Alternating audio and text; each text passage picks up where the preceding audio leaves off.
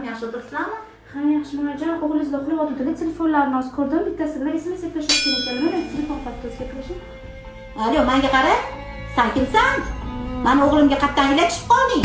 Buni 3 ta bolasi borligini bilasanmi? Gulga xotini bor, oilasini bizga qatdan qattiq sig'disan. Sen kimsan o'zi? Menga qara.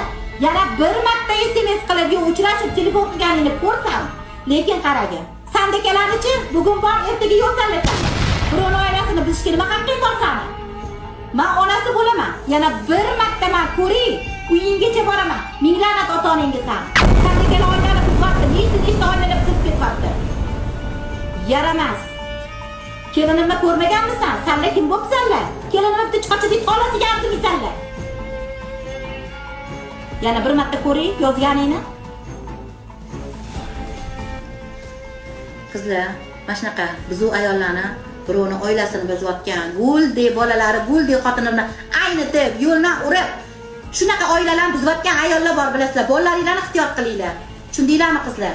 Shunaqa ayollarga jo'natib yuboringlar. Oilani buzadigan ayollarga jo'natib qo'yinglar.